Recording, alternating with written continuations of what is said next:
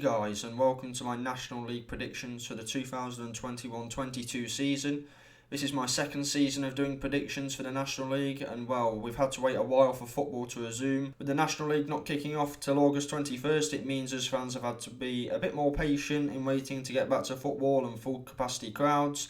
The Football League kicked off on August 7th, and so finally 2 weeks after, the fifth tier of English football can join the party and bring with it all the fun of signings, 90th minute winners and epic away days. Before I begin with these predictions, I must point out this is just a prediction, so please do not get overly annoyed if your team is placed lower down than you think they should be. It is just a prediction, it's a bit of fun, and it's good to hear and see others' opinions on what they think the league table will look like this year. You know, it's a good talk about football, and who doesn't love a good talk about football? Anyways, let's get started. In 23rd, at the bottom of the table, I've gone with Dover. They had their results expunged last season, having only completed 15 games. They didn't play on from the end of January onwards due to the lack of promised funding by the National League Board. The club have had to turn away from their professional setup and they have been given a 12-point deduction, which may be a stretch too far to fight back from. Their transfer business hasn't been too bad. Ricky Miller returns to Crabble after scoring 40 goals for them in the 2016-17 season. Raider Johnson is a threat from set pieces. Ben Williamson and Jake Goodman are experienced at this level, and they've complemented that with the signings of younger players like Ryan Hansen, Adam Parks and Henry Woods. But I just feel the financial problems they've had to deal with over the past year, plus the points deduction, means an unlikely great escape may be out of their reach. In 22nd place, I've put Wealdstone. The Stones had a horrible end to last season with heavy defeats aplenty. Defensively, they will have to improve as they conceded 99 goals last season, which was the most in the league. They have lost Jacob Mendy to Boreham Wood. Signings wise, they've brought in Matt Buse, who did okay for Torquay last season, and also Josh O'Meara, who didn't have a great spell with the Ghouls. Jack Cook and Charlie Cooper both arrived from Woking. However, that defence is going to be the crucial part of their season because they cannot go through another campaign conceding for fun. Taking the final relegation spot is Kings Lynn, another team who couldn't stop conceding last season. They've tried to make sure they improve their defensive record this time around with the signings of Pierce Bird, Luis Fernandez and Dan Bowery. Alex Guamia, Cameron King and Alex Babos will all be key players, all three players that can get on the ball, create and make something happen. This will be crucial as they have lost outstanding talent Sonny Keary, who has made the jump all the way up to the Championship to sign for Blackpool. Like Wealdstone, it's another question of if their defence improves because they did concede 98 goals last season. Just staying up in 20th is Weymouth. I did originally have these a bit higher. Last term they did take a while to adjust to life in the National League and suffered 11 defeats in their first 16 games before better form settled in and they stayed up comfortably in the end. However, they must replace the goals of Andy Dallas, who was on loan but is now at Solihull. They only hit 45 goals in the 2020-21 season, and that is something they must improve on, and to improve on that, they have brought in a whole host of strikers. Brandon Goodship, who had a brilliant first spell with the club before leaving for Southend. They've also signed Tom Bearish, Bradley Ash and Akeem Rose. The relegation battle is going to be tight this year, and whilst they did improve in the second half of last season, them goal scoring exploits will be key, seeing as they were the third league scorers. In 19th is Aldershot. They've cut quite a bit of their squad. Craig Tanner, Jermaine Anderson, Chike Candy and Alex Finney have all left. Josh Reese has also gone to Boreham Wood, and young midfielder Reece Wiley, I believe, has been touted by clubs higher up the English pyramid. Kevin Locko is a shrewd addition, someone who has experience at this level with Dover and Maidstone. They've also signed Giles Phillips on a permanent deal after he did decently in a loan spell last season from QPR. Up front, they'll have to replace the goals of Harry Panayatu, who scored 11 last season. They have recruited Corey Andrews from Wimbledon and Ibi Akambi from Maidstone to help Mo Bettimer in the scoring department. In 18th, it's Maidenhead, and the main reason for their drop to 18th from their 13th place finish last season is the loss of top scorer Danilo Orsi-Dodomo, who has gone to Harrogate. They've managed to keep Sam Barrett as well for the time being, who was prolific on his return to the club. Alan Devonshire always seems to extract more out of the team than sometimes what the squad is predicted or expected to do, especially with the budget he has. 17th place, I've gone with Altrincham. They had a good start to last season and were up in the playoffs for a little bit, but ended up further down the table after everyone else had caught up with their games in hand. They've retained most of the squad from last season and much of the core that got them promoted in 2019-20. Josh Hancock will again be crucial for OT, having hit 12 goals in the previous campaign. Connor Kirby has returned on loan. Former National League title winner David Fitzpatrick has signed as well. They did have to postpone a move to being run as a full-time club rather than part-time this summer, which may hinder their progress. 16th place and moving up from their woeful campaign previously is Barnet. 2020-21 was a horrendous season for the club.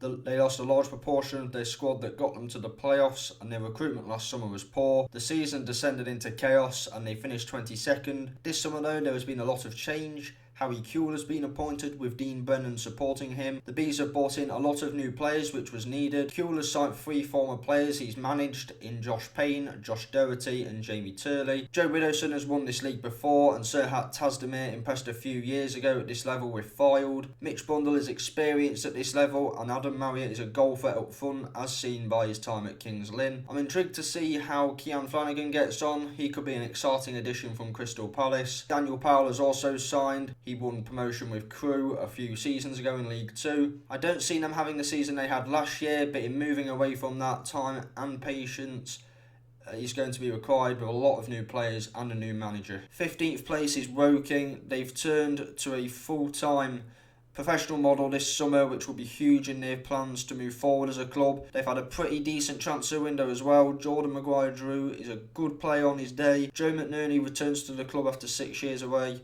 Adding to that, they've signed Ineff Young and Tom Champion, who are both experienced at this level. Improvement should happen this season, going to full-time. In 14th is Halifax. They've lost quite a few key players. Jeff King, Jake Hyde, Neil Byrne and Jack Earing have all departed. Their squad at this current moment is looking quite thin on the ground. They may add to their squad in the coming weeks though. The absence of a goal scorer to replace Hyde will hinder their playoff aspirations. Billy Waters is an okay player for this level, but is he the prolific goal scorer to replace Jake Hyde? Matty Warburton can add creativity in the final third, and Harvey Gilmore could be an ideal replacement for Jack Earing if he keeps fit, but it's the loss of key players that may hinder any hopes of a playoff push. 13th place may come as a bit of a surprise. It's Southend United. I've seen some predictions saying they'll make the playoffs, but as we saw with Chesterfield when they first entered the National League, problems behind the scenes and negative issues within the club derailed any ambitions to get out of the league as soon as possible. Rhys Murphy has scored goals at this level before. Abu Agogo will add energy to the midfield, and Jack Bridge returns to Roots Hall, having had a good spell for Bromley at the back end of last season. But whilst there is some alright signings, the lack of stability behind the scenes is my main concern, and that may cause disruption to any progress. In 12th is Yeovil, who have had a pretty okay transfer window. Lewis Simper is a highly rated centre mid from Cambridge, who they've signed. Dale Gorman won promotion with Leyton Orient. Grant Smith was in the team of the season a few years ago, and Mark Little has vast experience in the Football League. This could also be Charlie Wakefield's stage to shine, having been at Wealdstone and Bromley last season. He has promise and could be a very good addition indeed. However, they are currently lacking depth up front. A lot will depend on Joe Quigley's goals again, having lost both Rhys Murphy this summer and Courtney Duffus in January. In 11th is a club that were a bit higher than this until recently. It's Boreham Wood. Their top scorer for the last 2 seasons, Kabongo Shimanga, has left, which means there is a big goal scoring gap to fill up front. Scott Bowden has been signed, and while his record at this level is pretty reasonable, I'm not sure it will give Luke Gerrard's side the required potency in front of goal to propel them into the top 7. Elsewhere, they may have found their replacement for Sorba Thomas in the form of Jacob Mendy, who signs from Wealdstone. Josh Rees and Frankie Raymond will provide plenty of energy and industry in the midfield. Rees especially can add goals, as shown by previous spells with Bromley. Now, this is where the predictions can get a bit trickier, and you really have to start making some difficult decisions as to who finishes where. So in 10th place is Dagenham and Redbridge. Darryl McMahon has kept the core of the squad that finished the last campaign strongly and ended up with them challenging for the playoffs late on. Only 2 signings as of yet, but they have shown promise at their previous clubs. Sam Ling was part of the title-winning Leyton Orient side from 2019, and Josh Walker had a good season with Barnet in 2019-20 and scored 12 goals in his 56 appearances for the Bees over 2 years. Walker and Paul McCallum up front together should provide goals, as well as the ever-present Angelo Balanta, who is entering his 4th season with the club. They've also managed to retain the services of key midfielder Matt Robinson.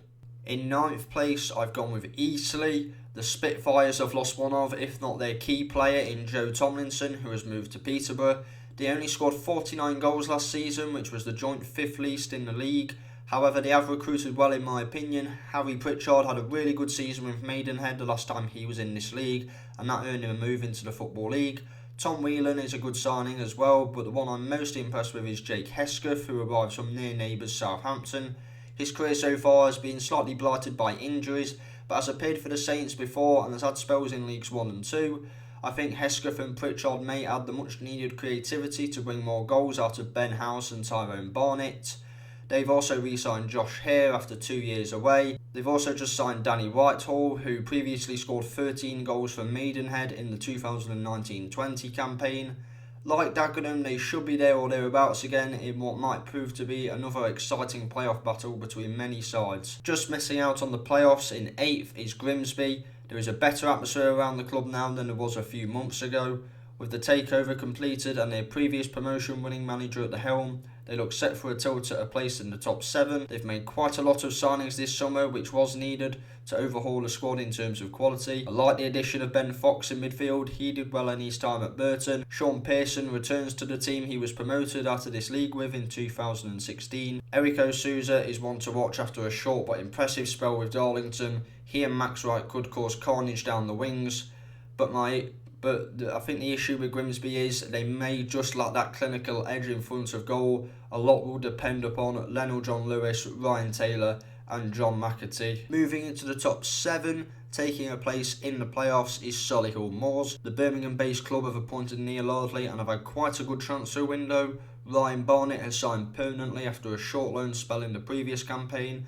Harry Boyes signs on loan from Sheffield United, who I believe was the left-back Ardley was going to sign for Notts until the deal fell apart, but he'll support the attack getting forward from his fullback position. They've also strengthened in the striking department. Danny Newton is prolific in non-league and Andy Dallas will add pace. He scored 12 goals for Weymouth in 25 appearances last season. Notts were actually interested in Dallas earlier in the summer and he is someone I would have liked to have signed. Overall the squad is good, but it's whether Ardley will allow them to be expansive. In 2019-20, Ardley's not started off slow due to the number of players brought in, but then went on a great run of form from December onwards. In 2020-21, his Notts side were inconsistent and sometimes struggled to break down the opposition. There are good players in there though, and I expect them to be at least challenging for the playoffs again. 6th is last season's runners-up Torquay. They have lost a few players who were a part of their promotion challenge last season, including Ben Whitfield, Kyle Cameron, Aaron Lemaine and Lucas Coverlan. However, they have retained a good core as well, including Connor Lemon-Eye Evans, Joe Lewis, Armani Little and the experienced duo Danny Wright and Asa Hall. The thing is with Torquay, whilst they might not have the budget of some of the other promotion contenders, they are good at taking players released from the top 2 divisions and developing them into better players. Evans, Lewis, Cameron, Lemaine and Jake Andrews are all examples of this. Loan players have also benefited from a move to the English Riviera, like last season's key duo Adam Randell and Sam Sherring. They've kept this theme going with the signings of Ali Omar from Barnsley, Dan Martin from Cardiff and Keelan O'Connell from Bournemouth. Tom Lapsley should be an excellent addition at this level. I'm surprised he didn't get a Football League move. As long as they don't suffer a playoff hangover and their signings settle in well, they should be on course for another promotion push. 5th may well could be a surprise to some, but after how they ended last season and the improvements they made, I think they are on for another good season. It's Bromley. Andy Woodman replaced Neil Smith late last season and it became a side difficult to play against and earned enough points to snatch 7th place on the last day. The Ravens are good at picking up talent released from other clubs in the area. Toby Stevenson and Harry Forster both arrived from Watford. Forster had an impressive loan spell towards the end of the 2020-21 season and having signed permanently is definitely one to watch. George Alexander arrives from Millwall. They've also brought in Nathan Tormey from Arsenal, who apparently has had a good pre-season. Louis Dennis returns to the club after 3 years. He scored 13 goals for them in the 2017-18 National League season. The league's top scorer from last season, Michael Cheek, also remains with the club, as does Luke Coulson. If they can continue their momentum from the last campaign, there's no reason why they can't finish this high. Now we move from the teams who I think will be challenging and securing a place in the playoffs to the teams who I think will go one further and challenge for the title and that one automatic promotion spot. You may have worked out already who these 4 teams are, and putting them in order hasn't been easy. So in 4th place is Wrexham. There has been mass media interest in Wrexham ever since their high profile takeover, and they seem to be going for it this summer. The signing of Paul Mullin sent shock over social media, having been League Two's top scorer last season. They should be potent up front, especially if Mullin can replicate his form from last season, and if he can combine well with Jake Hyde, who arrives from Halifax after a prolific spell at the Shea, which was preceded by a prolific spell at Woking, so he does know where the back of the net is at this level, although spending a fee on a 31-year-old raises questions for me. Aaron Hayden is a decent signing from Carlisle after he had formed a good partnership with Reece Bennett there. They've also kept Jordan Davis, who I think is a fantastic player, and he could go to that next level this season. Dan Jarvis is another player who, if given the chance, will develop into a really good player. The reason I don't think they'll win the title is I think the other 3 teams above them, I think, just have that bit more squad depth, and I'm a bit unsure they have the cover in midfield. Wrexham do have a good strike force, but they need just that little bit more quality elsewhere. Also, despite previous success in other jobs, I'm still not keen on Phil Parkinson. If you want me to be honest, I'm not a fan of his style of football, and his spell at Sunderland didn't end on a good note either, but there's no doubt Wrexham will be tough to play against. In 3rd place, I've gone with Notts. Ian Birchnell had a tough start at first, but once he got his ideas across, we went on a fantastic run of form at the end of last season. I've been mostly happy with our transfer business. Ed Francis could develop into a really good player, especially under the tutelage of Michael Doyle, who is now the assistant head coach. Matty Palmer is a great signing for this level in my opinion, having played much higher than the National League level, and he seems to have slotted into our system very comfortably. Kyle Cameron has also signed. He was a constant fixture for Torquay when they were top of the league in the first half of last season. Cairo Mitchell has also been signed. I've seen comparisons between our signing of Mitchell and other strikers who have joined some of the promotion favourites. Mitchell has not been brought in to start, but to give competition to Kyle Wootton and the other forwards, as our front 3 are already quite strong. A big name signing like Mullin or Shimanga wouldn't want to sit on the bench. Also, a part of that front 3 is Cal Roberts, who looks back to his best, having recovered from his injury, and I have the utmost belief that Ruben Rodriguez will shine once again. We have solved our lack of energy in midfield and our lack of pace throughout the team. Hopefully we improve our defending from set pieces now. We've appointed a set piece coach, as that is an area of weakness. I would maybe like to see a centre-back signed with a bit of pace who's good on the ball, just to add depth, as Alex Lacey is currently out injured, although as I'm currently making this video, he apparently has returned to training. Despite our current options in forward areas as well, I would like to see us sign another striker, preferably one with pace, who can press the opposition defence and be reliable when it matters. Someone who can drop in and out of the team. Lewis Knight's injury meant this element to the team was lost a bit, but he'll return from injury soon. The club is making progress on and off the pitch, and I really, really do hope this is the season we do it and we earn promotion. 2nd place, I've gone with Chesterfield. James Rowe has completely reconstructed the squad over the past 10 months, which has taken them from the lower depths of the National League to them becoming promotion challengers. Some of it may have been controversial, but you can't deny some of the quality they've signed in the past 10 months. This summer, the most notable signing has been Kabongo Shimanga, who has scored over 30 goals in the last 2 seasons combined. Jack Clark has signed permanently after a good loan spell. They've also added Jeff King, who was one of the best players in the league last season. The Spyrites have good depth up front with the likes of Shimanga, Danny Rowe and Agwazi Asante, although Asante is out injured at the moment. The main reason they are second is because of that strength in depth in attacking positions. They will have to improve their record in the big games though, as they took only 9 points from a possible 36 against other teams who finished in the top 7. Their record against the other 6 teams, home and away, was 3 wins, no draws and 9 losses. The top 4 teams have strong areas of quality, but it's the finer details that separates the champions from the rest, especially in a promotion race this tight. And as could be the case for anyone in the top 4, or even the rest of the league for that matter, a team of good individuals doesn't always necessarily mean a stronger squad overall. Case in point, Sutton, Barrow and Harrogate from previous years. Also, I think the team who I've put top not just have a better squad than Chesterfield, but everybody else in the league. And that team is Stockport. Their strength in depth is quality, and they've retained a strong core from their side last season. Ben Hinchliffe, Macaulay Southern-Hales, Liam Hogan, John Rooney and Ryan Crosdale all remain. Simon Rusk replaced Jim Gannon in January, and they finished the season with an 18-game unbeaten run in the league. They've added to the goals of Alex Reid and Paddy Madden with the signing of Scott Quigley from Barrow. He was the National League's top scorer in 2019-20. Ben Whitfield provides pace and creativity, and he's an excellent signing. The Hatters had the best defence in the league last season, only conceding 32. They've brought in Will Fish and Ben Barkley to help keep that good record going. They will need to improve on the 11 draws they had at Edgeley Park last campaign and turn some of them into wins, but with the squad they have, I'm sure they'll be okay. And for me, they are the team to beat this year. So, there we go. As I said at the beginning, please don't feel overly annoyed if I've put your team lower than where you think they're going to finish. It's a prediction. They're not all going to be correct. It's a bit of fun. It's good to compare opinions on the teams in the division. And if you do want to, feel free to put your predictions in the comments below. Yeah, predictions done. A lot of signings completed. Pre-season finish. It's nearly time to get underway in the National League. This could be a very exciting season indeed. Give this video a like, comment down below your thoughts and predictions of the season. Stay subscribed if you're already subscribed, subscribe if you're new. If you're a Notts fan, I'll probably see you at Barnet on Saturday. If not, be safe, be champions, and as always, Toulouche.